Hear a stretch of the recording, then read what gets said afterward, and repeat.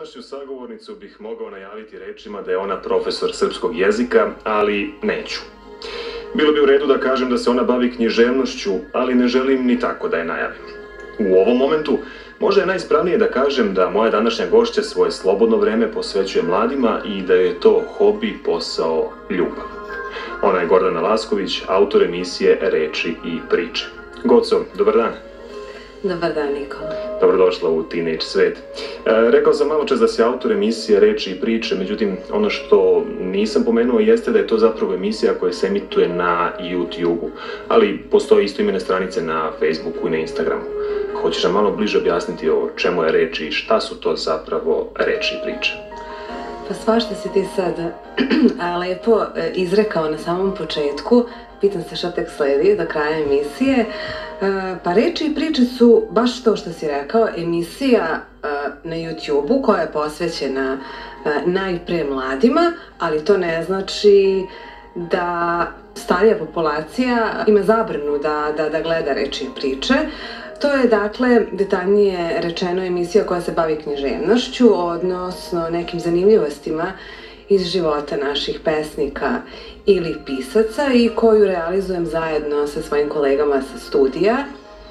Naravno, uvek sam otvorena za saradnje u smislu i sa mlađim generacijama koje su možda tek sada na studijama književnosti, ali osim toga i na studijama na katedri za istoriju, jer smatram da ima sasvim dovoljno prostora da se pozabavimo i nekim istorijskim temama, jer verujem da su književnost i istorija, ako ne u direktnoj, onda u indirektnoj vezi.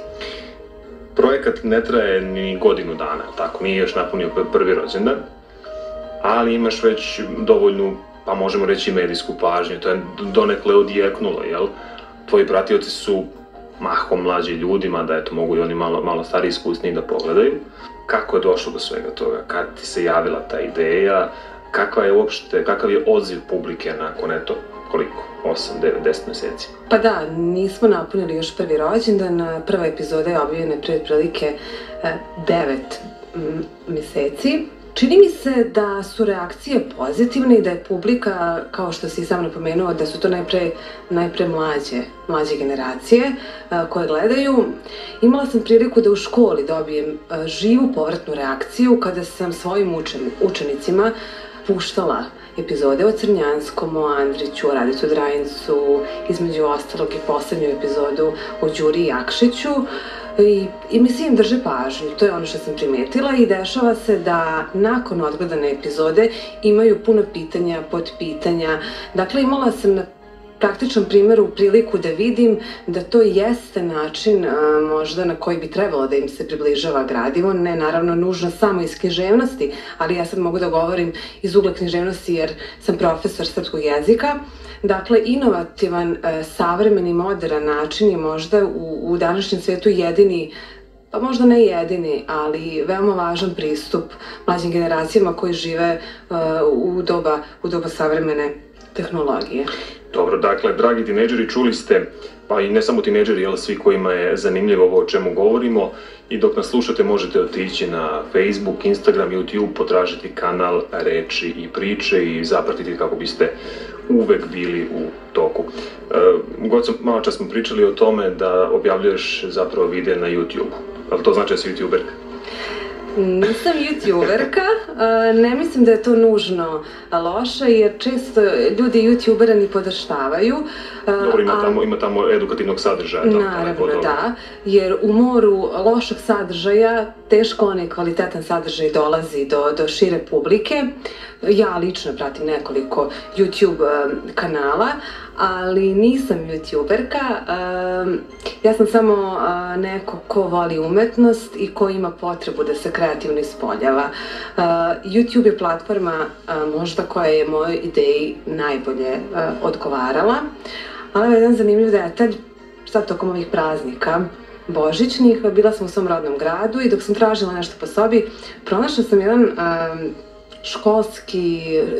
tačnije školsku monografiju i kada sam je prelistavala, pronašla sam svoje ime i prezime ispod teksta koji se bavi tradicijom kod Srba, tradicionalnom kulturom Srba, nekim običajima i zanimljivostima, dakle uopšte iz sveta književnosti. Da me neko pitao da li sam ikada u osnovnoj školi pisala o takvim stvarima i da li sam proučavala i da li sam intervjuisala neke mudre glave iz svog kraja, iz svog grada, bila bih uverena da nisam nikada.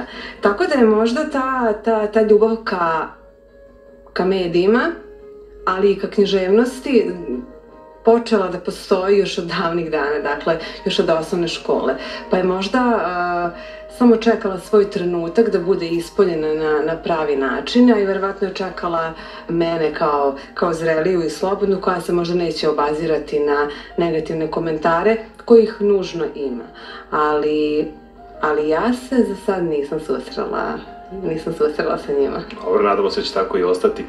A da li to što objavljuješ na YouTube, da li je to možda poruka nama iz medija da nema dovoljno edukativnog sadržaja za mlade na našim programima? Nisam sigurna da li ga nema ili ga možda ima, ali nije prilagođen uzrastima kojima je zapravo namenjen. Postoje kvalitetna, tačnije postoji jedna kvalitetna emisija koja se bavi kulturom, književnošću, istorijom, ali ona nije prilagođena za mlade.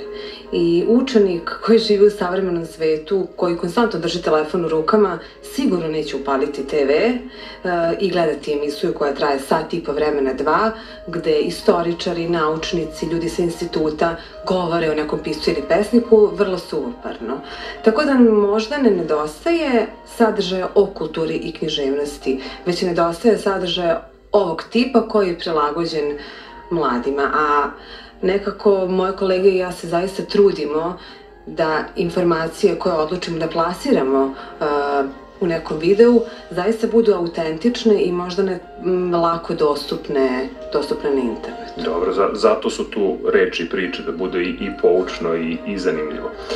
Pomenula si kolege i malo čas na početku razgovora, evo i sad, koliko je teško naći saradnike, koliko je teško naći ljude koji sa tobom rade na tom poduhvatu, da ga ne nazovemo projektom baš? Nije bilo jednostavno pronaći prvog sagovornika koji će se usuditi da stane ispred kamere, da se osmeli i da bude prvi junak ove priče. Ali zaista imam dobrog prijatelja sa studija koji je ujedno bio i prvi gost u emisiji, to je Rastko Lončar, koji mi je pre svega bio podrška i koji je žargonski rečeno govorio: ma šta te briga ko ćeš šta da kaže, ti to voliš, objavi prvu epizodu pa ćemo vidjeti kako će to sve teći. Tako da na početku zaista jeste bilo teško prvo doneti odluku koga pozvati, a kada je Rastko pristao, nekako mi je bilo lakše i čini mi se da je to sve kasnije krenulo prirodnim tokom. Ostale kolege i prijatelji su prepoznali to, pa su na moj poziv pristali, ali se neretko dešava da se neki ljudi nemaju hrabrosti da se osmele ispred kamere, pa je trema taj moment koji ih sprečava, ali za sada sam zadovoljna. Bilo ih je desetak sagovornika, zapravo koliko ima i epizoda, i ja se stvarno nadam da će se neka nova lica i meni lično nepoznata javljati i pokušati prosto da i oni približe književnost na neki svoj autentičan način. A kada je u pitanju snimanje i montaža, taj tehnički deo, jel imaš tu neku pomoć ili i to radiš sama? Pomoću štapa i kanapa. Sam svoj majstor. To otprilike tako izgleda. Daj mi telefon i nešto malo opreme, vrlo povoljne, i ja ću to pokušati nekako da izmontiram i da realizujem. Pa da, snimamo dakle sa mobilnim telefonom, odnosno snimam sa mobilnim telefonom i sa najpovoljnijom bubicom koju sam mogla da pronađem na internetu i sama i montiram. Koliko je sad to što se tiče tehničkog dela profesionalno, ne bih znala da kažem, ali mislim da sam sadržaj zapravo treba da bude ono što je najvažnije, a ovo su neke sekundarne stvari koje bih naravno voljela jednog dana da podignem na viši i ozbiljniji nivo. Kada sam te najavljivao, malo pre rekao sam da svoje slobodno vreme posvećuješ mladima i da praviš emisiju Reči i priče. Da budemo potpuno jasni, ti to radiš dobrovoljno i iz čiste ljubavi, bez ikakve novčane naknade. Kako nalaziš snagu? Ljudi obično odustanu posle nekog vremena, a ti nekako sve više i više ulaziš u to što radiš. Da li je važno raditi ono što voliš? Pa kao što sam napomenula na početku, imam potrebu da se kreativno ispodim i mislim da tu ne postoji odgovor koji bih ja sada tebi mogla da dam. Mislim da to svaki pojedinac koji se bavi umetnošću može da prepozna sada u mom odgovoru. Potreba da se kreativno ispunim, potreba da budem društveno angažovana, potreba da nešto što mi možda ne pruža materijalnu korist, a s druge strane pruža duhovno zadovoljstvo, bude prisutno u mom životu. Jer da nema zaista reči i priče, ja bih sigurno pokušala da pronađem neki drugi način. Jer ovo nije ideja koja je nastala preko noći, nego koja verovatno postoji u meni jako dugo, samo što je nisam uspela definisati tačnim rečima, nisam umela da objasnim sebi šta je to što bi ja trebalo da radim. Tako da je to neka vrsta poriva koji čeka određen trenutak da bude ispoljen. I definitivno mislim da ukoliko nema ljubavi u nečemu što čovek radi, a radi to na dobrovoljnoj bazi, to samim tim ne može da ima slavan ishod. Dobro, znači nisam pogrešio u najavi, to mi je drago. I evo za kraj da pojasnimo našim slušalcima kada objavljuješ reči i priče, kada možemo očekivati sledeću epizodu.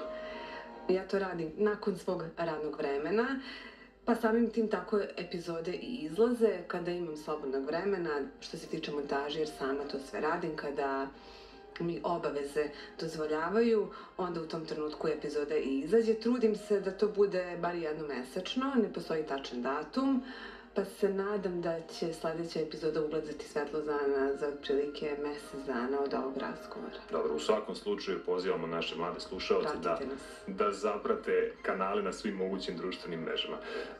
Goce, hvala ti što si bila moj gost i što si govorila za Teenage svet Radio Novog Sada. Hvala tebi, Nikola, na pozivu. Dragi slušalci, bila je to Gordana Lasković, autor edukativnog video sadržaja na internetu Reči i priče, čije stranice, kao što smo već rekli, možete naći na društvenim mrežama.